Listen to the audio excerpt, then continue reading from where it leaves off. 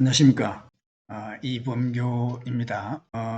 포항 일월문아카데미, 울산의 울산문아카데미, 경주의 문화와 사람들, 그리고 서울의 서울문아카데미 회원 여러분들 잘 계셨죠?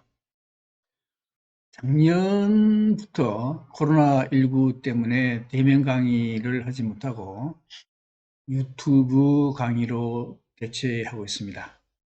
올해도 마찬가지로 아마도 코로나19 때문에 대면 강의가 좀 어렵다고 생각이 돼서 올해도 마찬가지로 작년처럼 유튜브 생강의를 하려고 합니다.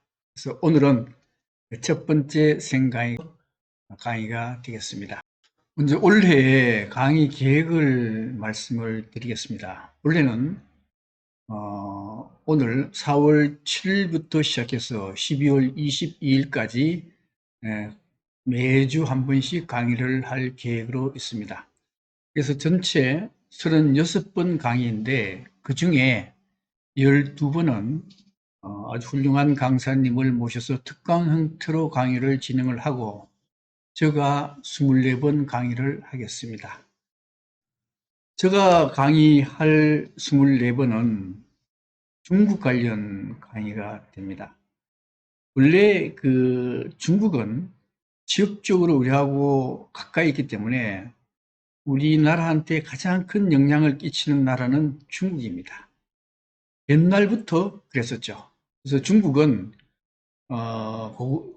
고구려 때 당나라가 쳐들어와서 고구려를 멸망시키고 그 이후에 중국의 나라가 바뀔 때마다 항상 우리나라를 침략해 들어왔습니다. 그래서 당나라 때 물론 고구려 침략해서 고구려를 멸망시켜버리고 백제도 멸망시켰고요. 또 당나라가 멸망하고 난 뒤에는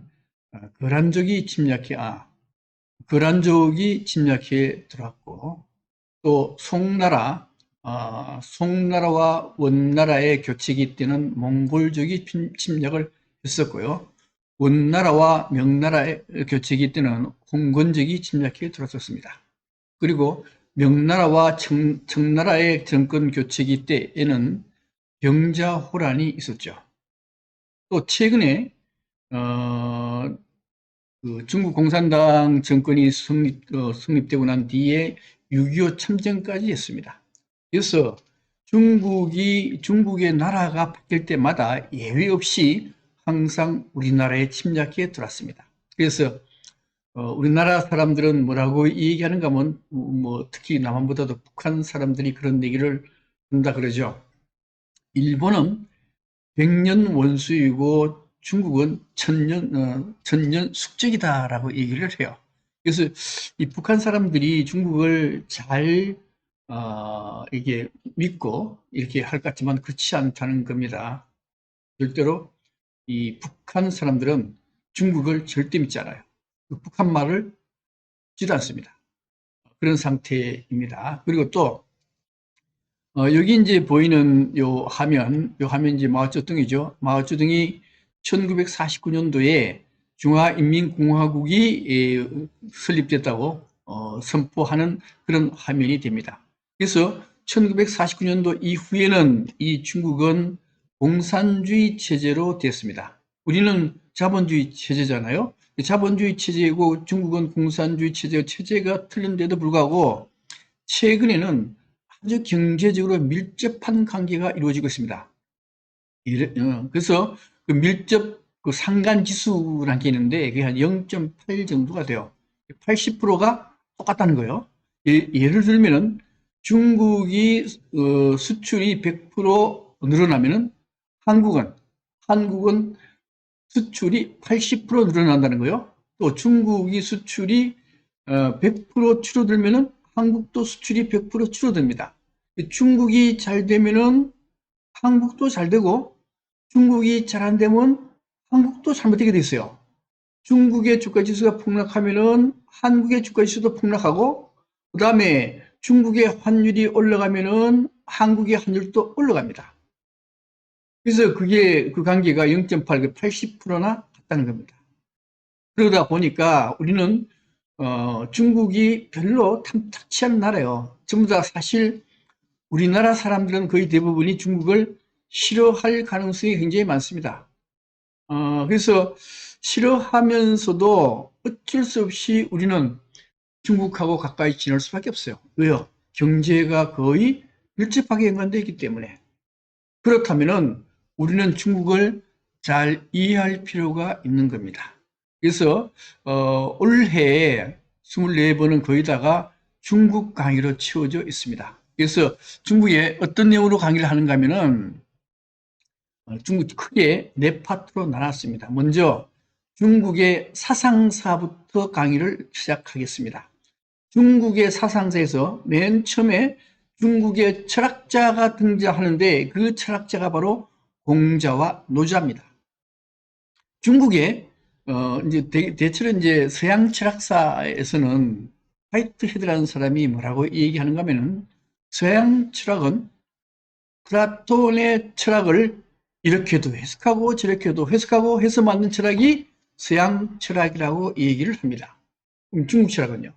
중국 철학은 공자의 사상과 노자의 사상을 이렇게도 해석하고 저렇게도 해석한 것이 전체 중국 철학 사상이요.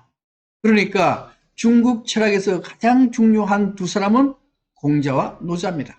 그래서 맨 처음 공자와 노자에 관련된 강의를 하고요. 그 다음에 이 노자의 사상을 이어받은 게 장자입니다. 장자인데 이 장자의 사상을 발전시켜서 AD 한 330년경에 동진의 곽상이라는 사람에 의해서 중국 사상이 완성이 됩니다. 중국 사상이 완성됐다는 얘기는 중국 사상은 더 이상 발전할 게 없다라고 보는 거고, 그 다음에 그 이후에 동진 이후에 오호 16국이라는 나라가 성립되죠. 이게 5개의 오랑캐가 16개의 나라를 세워요. 굉장히 혼란한 시대로 접어듭니다. 그 이유가 뭔가 하면은 중국 사상으로서는 도저히 중국의 현상을 어떻게 통제할 수 있는 그런 사상이 못 돼버립니다. 그래서 중국에서는 야, 이거 문제가 있다 해서 중국의 사상에 그 당시에 중국의 주 사상은요, 노자 사상입니다. 이 노자 사상, 도가죠. 도가 사상에 한나라 때 불교가 들어와요. 그래서 불교와 결합을 합니다. 결합을 해서 중현학이라고 하는 중국의 사상으로 발전이 돼요. 이게 당나라 태종 때 성립이 됩니다. 그래서 당나라는 중현학에 의해서 굉장히 크게 발전을 해요. 근데 중현학도 한계에 부닥칩니다. 한계에 부닥치면서 당나라가 망하고 그 다음에 또 혼란기가 들어와요. 혼란기가 들어오면서 야, 중국에서는 다른 사상으로 사회를 이끌어 나가야 되겠다. 그래서 만든 사상이 뭔가 하면요, 신유학입니다. 신유학은 다른 게 아니고 중현학에다가 유학자들이 특히 이제 한유란 분이 유학을 발전시키고 나중에 송나라 때 주희, 그 다음에 주돈이 이런 사람들에 의해서 유학에다가 중현학을 결합을 시킵니다. 결합을 시켜서 신유학으로 만들어요. 이게 우리 조선의 성리학이 일종의 신유학이거든요. 그래서 중국은 드디어 송나라 때부터 유학이 모든 사상의 주도권을 잡게 돼요. 그래서 송나라 주자학, 신유학이죠. 그 다음에 송나라 다음이 원나라입니다. 원나라 다음이 명나라, 명나라 다음이 청나라. 이 전부 다 신유학에 의해서 사회를 이끌어가게 돼요. 그러다가 1840년에 아편전쟁이 일어납니다. 아편전쟁이 일어나면서 중국은 완전히 서양한테 몰락하게 돼요. 그 몰락한 이유가 도대체 뭔가 하는 건데 아마도 사상의 문제였다라고 보는 겁니다. 그래서 중국은 서양의 사상을 도입을 해서 계속 개혁을 해 나가요.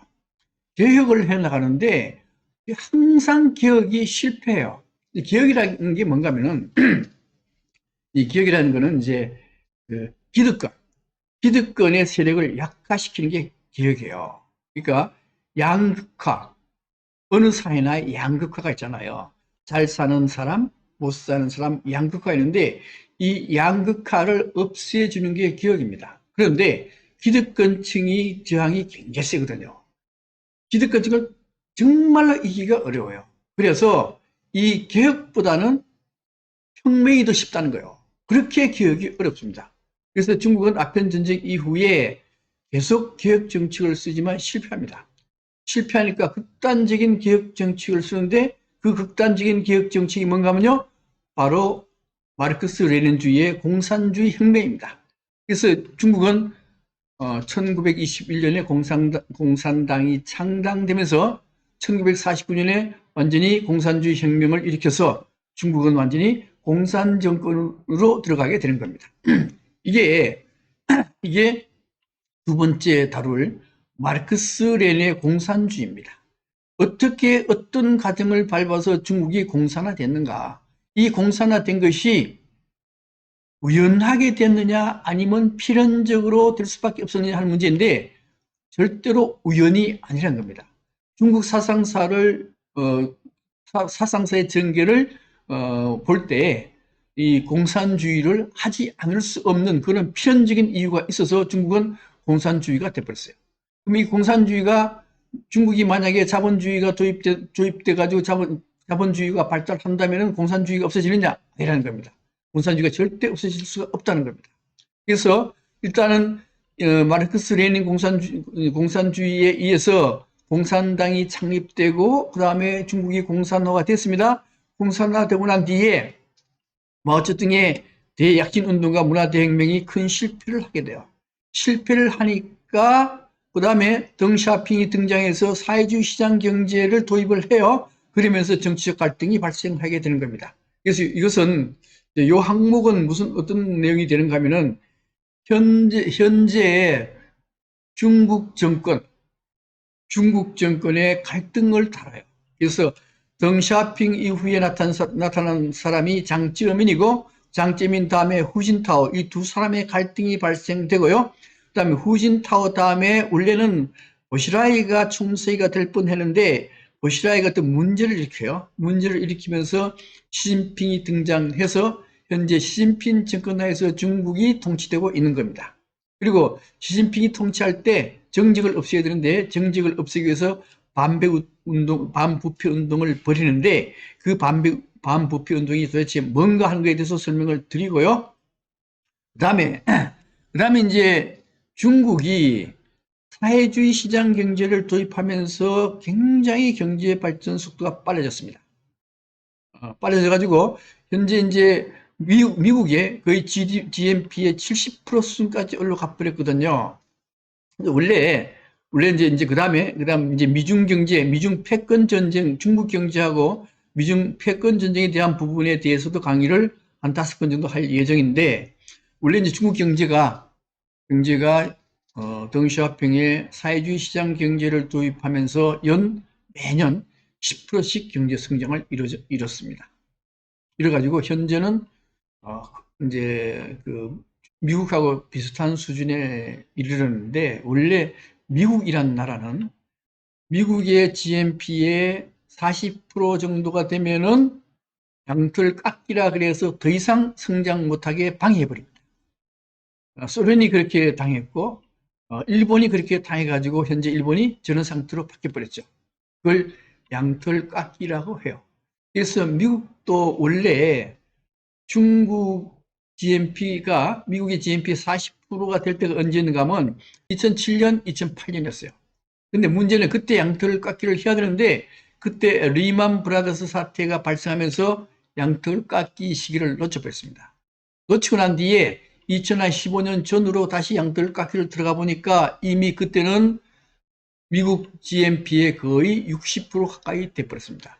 그래서 트럼프가 아무리 중국을 때려도 중국이 항복을 안 해요. 이게 그래서 지금 현재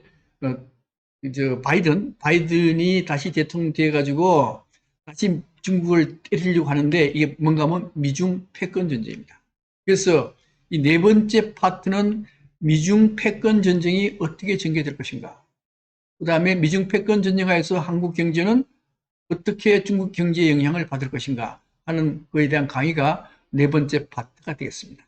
그래서 이제 오늘부터 한 6번 정도 갈 것 같은데요. 6번 강의하는 이 중국 사상사의 전개는 네 파트 중에서 가장 어려운 부분이에요. 사상이니까. 그래서 이 파트는 좀 어렵더라도 우리하고 밀접한 관계가 있으니까 잘 들어주시기 바랍니다. 그러면 중국 사상사 전개를 해 나가겠습니다. 아까도 말씀드렸듯이 중국의 철학 사상은요, 공자와 노자로부터 시작됩니다. 그래서 모든 중국의 그 이후에 일어나는 중국의 사상은 공자와 노자의 사상에서부터 전개가 돼요. 그런데 그 전개 방법 중에 하나가 뭔가 하면요, 중국에 불교가 도입되는 겁니다. 중국은 사상으로 두 개의 전환기를 맞게 되는데 첫 번째 전환기가 뭔가 하면요, 불교 도입이에요. 불교가 도입되면서 신유학이 만들어지고 그 다음에 신유학으로 사회를 이끌어갈 수 없으니까 마르크스 레닌주의가 도입이 돼가지고 중국을 이끌어가게 되는 겁니다. 그러니까 중국 사상은 크게 나누면 공자와 노자, 그 다음에 불교, 그 다음에 마르크스 레닌주의가 되겠습니다. 그래서 먼저 공자와 노자 사상까지 이제 한번 들어가 볼게요. 중국 사상사의 흐름인데요. 이 흐름은 좀 복잡하니까 좀 시간도 걸리고 하니까 생략하고 넘어가겠습니다. 중국 사상사, 여기 아주 복잡한 그림을 제가 하나 그려놨는데, 이 복잡한 그림이 뭔가 하면요, 중국의 사상사가 어떤 계통을 밟아서 발전됐는가를 나타내는 그림입니다. 그래서 6번 강의가 뭔가 하면은, 요 그림, 요 차트에 대한 설명이 돼요. 그래서 여기서도 마찬가지로 이 복잡한 차트는 설명을 생략하고 넘어가겠습니다. 먼저 그러면은 이제 중국의 역사부터 시작해요. 중국의 고대 왕조 계통도입니다. 원래 삼황 오제가 있거든요. 삼황 오제인데 삼황은 세 분의 황씨, 뭐 복희씨, 신동씨 등등등 황씨, 그 황제들인데 요 사마천의 사기에서도 요 황제는 신하이기니까 빼버립니다. 요 오제 5분의 왕에 대한 얘기가 시작되는데 그 5분의 왕은 먼저 황제부터 시작이 돼요. 황제 혼원부터 시작이 되는데 이 황제 혼원은 우리 당군조선 아시죠? 당군조선보다 조금 빨라요. 한 300년 정도 빨리 시작을 해요. 그래서 황제 혼원이 5제 중에 첫 번째이고 두 번째가 전욱입니다. 세 번째가 제국이고 네 번째가 요임금이고 다섯 번째가 순임금이요. 순임금이고 그 다음에 순임금에서 우임금으로 넘어가는데 우임금은 이게 오제가 아니고 우임금은 중국의 첫 나라 하나라입니다. 그죠? 하나라, 군나라, 주나라 이렇게 되는데 하나라의 시조가 우임금이 돼요. 우임금이 됩니다. 여기에 근데 문제는 이 황제 혼원부터 황제 혼원 1대, 2대 전욱, 3대 제국, 4대 요임금, 5대 순임금, 그 다음에 우임금까지는 신하한테 왕권을 줍니다. 왕위를 신한테 줘요. 선양이라 그러죠. 물려준다. 그 이유는 뭐예요? 이유는 이 왕권이 약해요. 자기 아들한테 물려주고 싶은데 자기가 약하니까 할 수 없이 강한 신하한테 물려줄 수밖에 없어요. 근데 한나라가 딱 돼서 한나라의 우임금이 한나라를 딱 만들고 난 뒤에는 그때는 신하한테 왕위를 주지 않습니다. 자기 아들한테 왕위를 이어줘요. 그래서 이때부터는 혈연입니다. 혈연에 이어서 왕위가 이어져 나가요.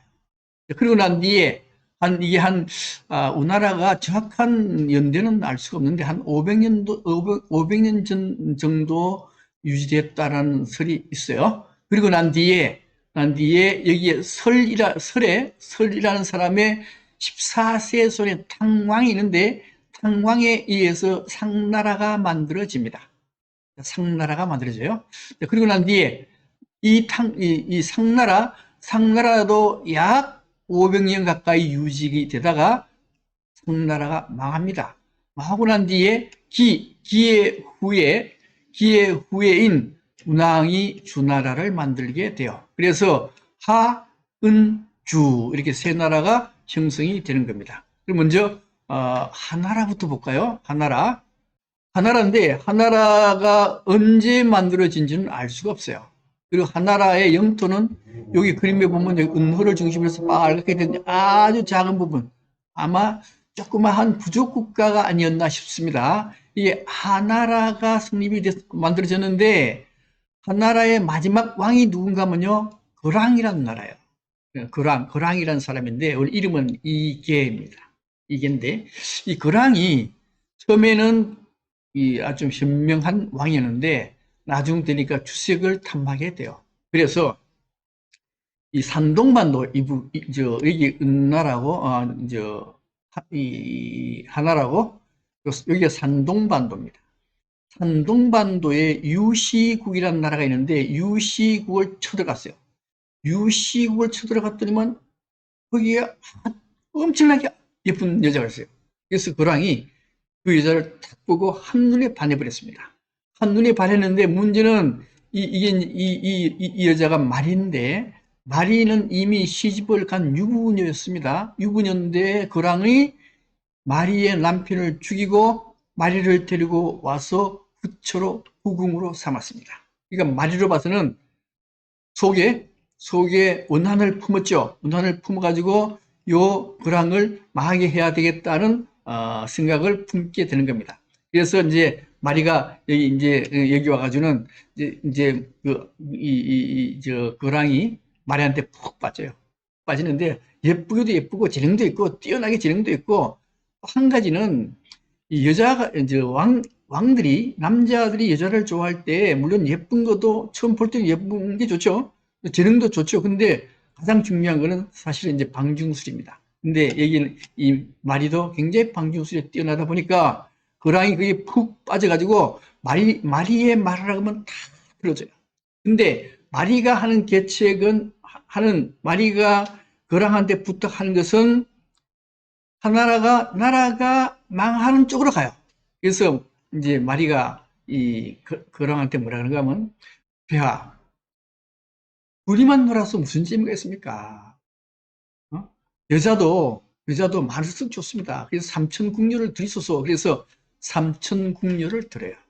삼천궁녀가 살라 그러면 궁이 있어야 됩니다. 궁궐을 크게 지어요. 자, 그래 놓고 난 뒤에 마리가 또 뭐라 그런가 하면은, 폐하, 그냥 놀면 재미없으니까 연못을 파세요.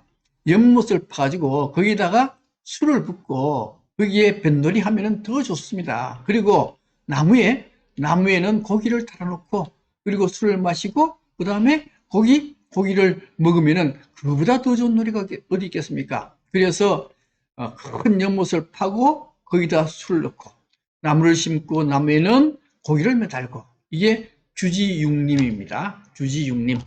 예, 그래서 그렇게 해놓고 그리고 이 연못을 팔 때도 이제 3,000명과 같이 놀아야 돼요.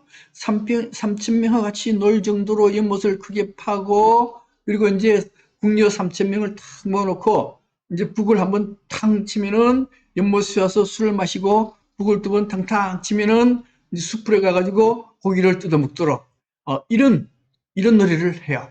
그러니까 이 나라가 망하지 않을 수가 없습니다. 그래서 이 하나라는 망하는데 어느 나라에 망하는가 하면요. 은나라에 의해서 망합니다. 원래 이제 우리는 보통 하은주 그래서 은나라로 잘 알고 있는데 원래는 이제 상나라가 맞습니다. 왜냐하면 흥족이 거랑을 죽이고 세운 나라거든요. 그러니까 상나라가 맞습니다.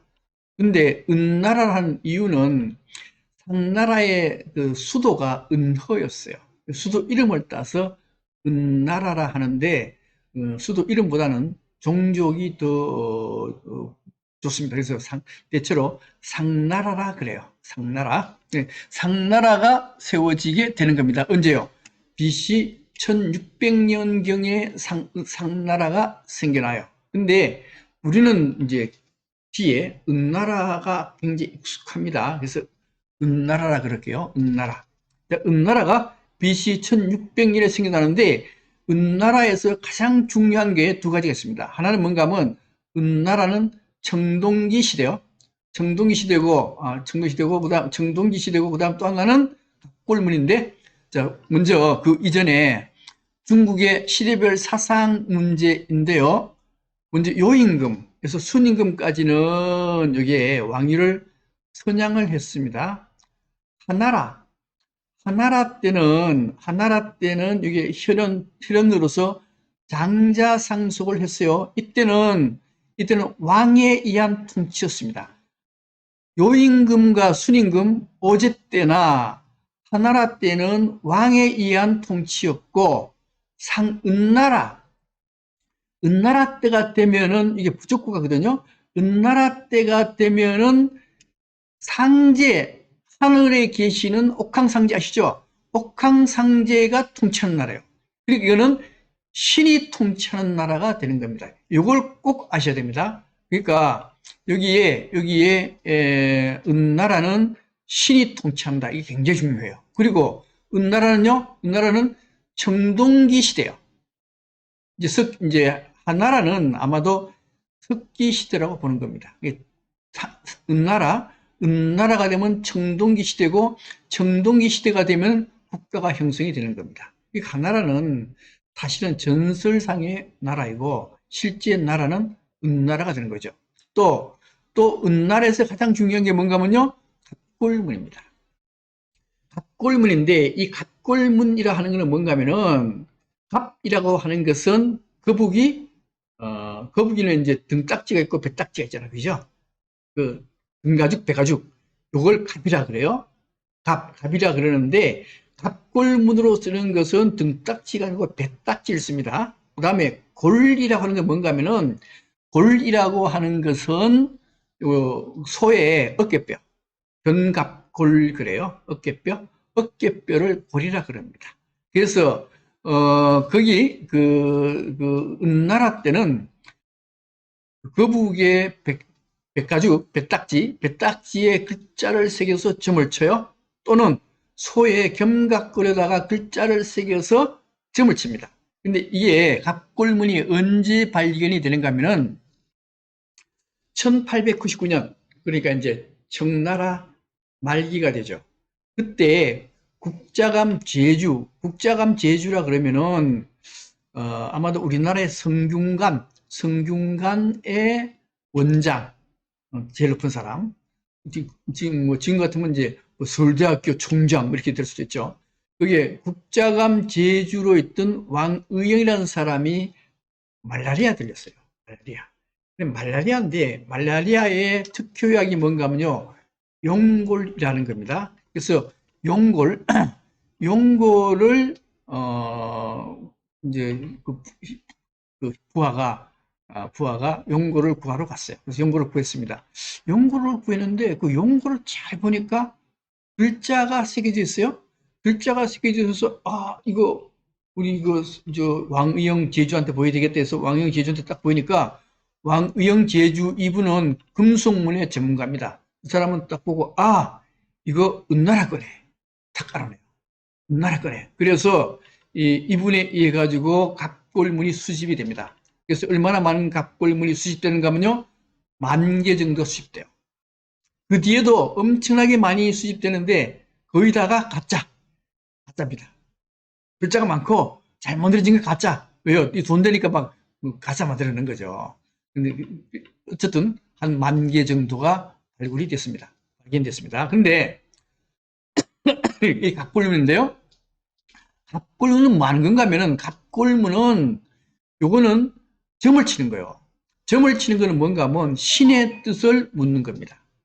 신의 뜻을 묻는데 결국 신의 뜻을 물어서 정치를 하는 거예요. 어떻게 하는가 하면요, 이제 이게 거북이의 배딱지잖아요. 배딱지에 대칭으로 이렇게 딱 나눠요. 이렇게 대칭으로 딱 나눠가지고 여기다가 글자를 적어요. 어떻게 적는가 하면은, 기축일에 왕이 묻습니다. 3일 뒤에 비가 오겠습니까? 이렇게 적어요. 또 반대편에는 똑같이 기축일에 왕이 묻습니다. 똑같아요. 여기는요, 요거가 반대되는 거. 3일 뒤에 비가 오지 않겠습니까? 이렇게 글자를 적어 놓고, 여기, 여기 거북의 뱃딱지 뒤에다가는 구멍을 파요. 구멍을 파가지고, 왜, 이제, 불을 씌워요. 불을 씌우면은 금이 작아. 그 구멍을 파는 이유는 금이 잘 가게 하기 위해서 이제 구멍을 뚫는 거예요. 그래서 구멍을 뚫어가지고 불을 딱 쬐더니만 줄이 이렇게 딱 갔어요. 이렇게 딱 가면은 3일 뒤에 비가 온다는 뜻이요. 요 줄이 이쪽으로 가면요. 3일 뒤에 비가 오지 않는다는 뜻이 돼요. 이렇게 신의 뜻을 물어서 정치를 해가는 나라가 은나라입니다. 이게 이제 원래 그리스도 이제 은나라하고 비슷한 시기였잖아요. 은나라하고 비슷한 시기가 돼가지고 그리스도 이게 신의 뜻을 물어서 정치를 했어요. 그래서 예를 들면은 델포이 신타, 델포이 신전, 델포이 신전은 아폴론 신을 모신대잖아요, 그죠? 그래서 사람들이 전쟁을 하려고 해요. 전쟁하려고 하면 아폴론 신전으로 가가지고 거기에 신의 뜻을 물어요. 신의 뜻을 무는 방법은 거기에 무녀가 있습니다. 무녀한테 부탁해요. 무녀님, 아폴론 신의 뜻을 좀 알아보세요. 그래요. 그럼 무녀는 어떻게 하는가 하면요. 원래 우리나라 무당하고 좀 비슷해요. 그래서 이 무녀는 혼을 빼내요. 탈혼을 시켜요. 탈혼을 시켜서 황홀한 상태를 만듭니다. 황홀한 상태가 되어서 신이 접신이 돼요. 우리나라의 경우는 신이 들어오죠, 그죠? 무당 몸 안으로 들어와요. 빙이라 그럽니다. 접신이 된 상태에서 신이 물어봐요. 전쟁해도 좋습니까? 그러면 그 접신된 신이 그래, 전쟁을 어떻게 해라. 이렇게 해서 신의 뜻을 물어서 전쟁을 하는 거 아니에요, 그죠? 그리스도 비슷해요. 여기도 마찬가지. 근데 여기 은나라에서는 그렇게 묻지를 않고 여기 거북의 껍질, 그 딱지에다가 글을 써서 이렇게 신의 뜻을 물어서 정치를 했던 겁니다. 그 다음에 근데 이제 문제는 점의 의미요. 점의 의미가 뭔가 하면 모든 결정은 신의 뜻을 따르는데 그 이유는 뭔가 하면은 위에 하늘에는 누가 계시는가 하면요. 상제가 있습니다. 자, 하늘에는 상제가 있어요. 상제가 있고 상제가 그 천하의 모든 걸 다 결정해요. 상제가 네 왕되라 그러면 왕이 되고 니는 신하가 되라 신하가 되고 니는 백성이 되라 백성이 되고 니는 지가 되라 지가 되고 이렇게 은나라는요 상제가 모든 걸 결정해요. 그러니까 인간의 존재 근거는요 신입니다.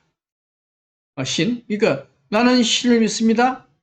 그러므로 나는 존재합니다. 이런 뜻이 돼요. 신이 모든 걸 다 결정하는 시대가 바로 은나라, 상제가 모든 걸 다 결정해서 통치를 하게 되는 겁니다. 이 은나라예요. 근데 문제는 그러니까 이게 상제가 있고 왕이 있어요. 실제 통치는 왕이 하죠. 왕이 하는데 상제의 뜻을 물어서 왕이 통치하는 거예요. 뜻을 어떻게 물어요? 어떻게 묻는가 하면 여기에 갑골문으로 뜻을 묻는 겁니다. 전쟁, 이거는 비 오는 걸 물었지만은 전쟁도 마찬가지예요. 지금 이제 기축일에 왕이 묻습니다. 전쟁을 해도 좋습니까? 전쟁을 하지 말까요? 전쟁을 할까요? 전쟁을 하지 말까요? 적어놓고 그 다음에 구멍을 뚫어서 불을 쬐면은 금이 딱 가거든요. 금이 가는 쪽으로 결정이 되는 거예요. 이렇게 상제의 뜻에 따라서 통치하는 게 이게 은나라였습니다.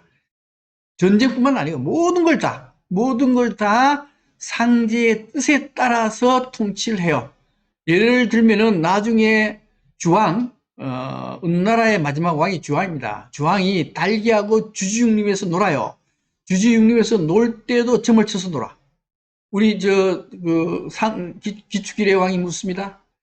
내일 주지육림에서 연례를 해도 좋습니까? 기축일의 왕이 묻습니다. 내일 주중육림의 그 주중육림에서 연례를 하지 않을까요? 이렇게 물어요. 그러면 이게 선이 가는 대로 해야 되는데 문제는 이게 뒤에 금이 가기 쉽게 하기 위해서 구멍을 파거든요. 구멍을 어떻게 파느냐에 따라 가지고 선이 결정되니까 실제는 이 상제가 한다 그러지만은 실제 상제 없잖아요. 없으니까 상제의 뜻을 빙자해서 왕이 점을 치는 거예요. 점을 칠 때 뒤에 구멍 뚫는 거에 따라 가지고 선이 마음대로 결정되어 버리니까 실제는 왕이 지멋대로 통치하는 거예요, 이게. 지멋대로 통치하는 게 이게 은나라였습니다. 원래 신에 의한 통치가 굉장히 원만하고 백성들이 살기 좋게 통치하고 이런 것 같지만 아닙니다. 신에 의한 통치는요, 굉장히 거친 통치요. 그리고 백성을 굉장히 못 살게 하는 통치가 신에 의한 통치입니다. 예를 들면요, 우리 구약과 신약이요. 구약과 신약을 비교해봐도 잘 알 수가 있어요. 구약 같으면 구약 성서, 구약 시대죠. 구약 시대, 신약 시대. 구약은 뭔가 하면요, 구약은 뭔가 하면 옛날 약속 율법을 지켜라요. 그 율법 중에 가장 중요한 게 뭔가 하면 오로지 유일신, 야훼만 믿어라. 야훼만 믿어라. 근데 야훼를 믿지 않으면 야훼 신은 절대로 그냥 두지 않습니다. 야훼를 믿지 않으면은 야훼 그 이방 신을 믿으면은 유일신은 철저하게 보복을 해요. 유일신 맘대로 보복을 해요. 예를 들면은 노아의 홍수 이전에 사람들은 폭력을 좋아하고 다른 신을 믿고 이랬잖아, 그죠? 이러니까 유일신이 참지 못하고 모두 다 없애버리겠다 해서 홍수로 모든 걸 다 싹 쓸어버려. 또 소돔과 고모라 마찬가지요. 이방신 믿고 나쁜 짓 하니까 그냥 불로 다 태워버려. 뭐 연병으로 죽여버리고 창으로 찔러 죽이고, 이 신에 의한 지배는요, 굉장히 피비린내 나는 지배입니다. 그래서 우리 성서가 구약과 신약이 있는데 신약은 예수님에 의한 사랑이잖아요. 그래서 신약은 피비린내가 없습니다. 근데 구약만, 신에 의한 지배인 구약은 굉장히 피비린내가 나요. 이렇게 신에 의한 지배는요, 폭력에 의한 지배입니다. 전쟁에 의한 지배요. 죽이는 지배입니다. 그래서 은나라, 하은주 중에 은나라가 신에 의한 지배였기 때문에 굉장히 거친 지배고 굉장히 폭력을 수반하는 지배였어요. 또 우리 일리아스와 오디세이아도 마찬가지입니다. 이 유럽의 사상의 출발점이라고 하는 일리아스와 오디세이아를 보면요, 일리아스는 뭔가 하면 트로이 전쟁이요. 들어보셨죠, 그죠? 영화도 나왔어요. 트로이 전쟁인데 이 트로이 전쟁이라고 하는 것은 신들의 전쟁을 인간이 대신하는 거예요. 신의 통치죠. 신의 통치인데 이때 해결 방법은요, 무조건 폭력에 의해서 해결해요. 싸움 잘하는 사람이 최고입니다. 사람 잘 죽이는 사람이 최고예요. 이게 폭력에 의한 해결, 이게 바로 신에 의한 지배가 폭력에 의한 해결입니다. 그 뒤에 트로이 전쟁이 끝나고 난 뒤에 오디세우스가 자기 고향으로 돌아가는 과정을 그린 게 오디세이아거든요. 이거는 신에 의한 지배가 아니에요. 여기는 폭력에 의한 지배가 아닙니다. 폭력에 의한 지배가 아니에요. 그렇기 때문에 어느 시기라도 신에 의한 지배는 폭력에 의한 지배요. 그 은나라가 폭력에 의한 지배를 했던 겁니다. 그래서 어떻게 폭력에 의한 지배를 했느냐? 상나라의 경우는 점을 쳐서 했잖아요. 점을 쳐서 상제한테 사람을 죽여서 제물로 바쳐요. 이렇게 인신공양할 때는 눈을 찔러서 눈을 멀게 하고 그 다음에 무릎을 꿇려서 밧줄로 묶어가지고 죽여서 제사를 지내요. 인신공양한다는 자체가 굉장히 폭력에 의한 거잖아요. 사람을 죽이는 거니까. 그 다음에 상나라의 인신공양도 그냥 하는 게 아니고 여기 많이 보이는 여기에 각골문으로 점을 쳐서 사람을 죽여서 제사를 지내요. 각골문 내용 보면은 정사일에 점을 친다. 장차 불로 지내는 제사를 하에 지내려는데 우리에서 기는 소와 첩을 강물에 빠뜨릴까요? 사람을 강물에 빠뜨려 죽일까요? 이거 점 치는 거예요, 이게. 갑자일에 점을 치면서 묻는다. 여자를 제물로 바치는데 그 제사에 주술 사도 바칠까요? 점 쳤죠. 이거 여자도 죽여서 제물로 바치고 주술 사도 제물로 바친다는 거예요, 이게. 이렇게 그 상나라는요, 사람을 죽여서 제사를 지낼 정도로 굉장히 거친 그런 나라가 상나라고, 그 이유는 신이 인간 세상을 지배한다는 사상 때문에 그렇습니다. 인신공양하고 순장도 당연히 해요. 당연히 하고, 또 하나는 백성입니다. 신에 의한 지배를 하는데 백성이 너무 똑똑하면 안 돼. 똑똑하면 안 되니까 이 백성 민자는 어떻게 하는가 하면요. 백성 민자는, 이 백성 민자 여기 보이시죠? 여기 뭔가 하면 여기 눈입니다. 여기 눈이거든요. 눈을 끝이한 걸로 찔러서 한쪽 눈을 멀게 만들어요. 사람을 멍청하게 만들어. 두 개 다 눈을 멀게 하면은 일을 못 시켜 먹으니까 한쪽 눈을 뾰족한 것으로 찔러서 한쪽 눈을 멀게 한 걸 백성이 되는 거예요. 그게 백성이 되는 거예요. 예, 백성, 개나 돼지와 똑같아. 이런 시대가 언제인가 하면요, 은나라였어요. 또, 사람도 잡아먹습니다. 사람 잡아먹는데, 원래, 북경 원인, 50만 전에 있었던 북경 원인도 사람을 잡아먹었습니다. 근데 원래 그 옛날에 석기시대에 사람을 잡아먹는 이유는 사람한테는 정령이라는 게 있어가지고 정령, 그 사람을 잡아먹으면은 그 사람에 있는 정령이 내 안에 들어온다. 그래서 아주 똑똑한 사람은 똑똑한 정령이 있으니까 똑똑한 사람을 잡아먹으면은 그 똑똑한 정령이 나한테 들어와서 나도 똑똑해진다. 그래서 사람을 잡아먹었어요. 그런데 이 은나라 때 사람을 잡아먹는 이유는 그런 이유가 아니에요. 그런 이유가 아니고 이 사람을 죽이거든요.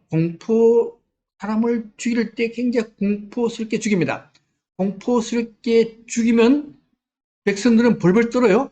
벌벌 떨면은 왕의 권위가 세워지는 겁니다. 그 이유 때문에 이 은나라에서는 식인 행위까지도 했던 겁니다. 이렇게 은나라는 굉장히 거친 나라였어요. 폭력이 남발한 나라였습니다.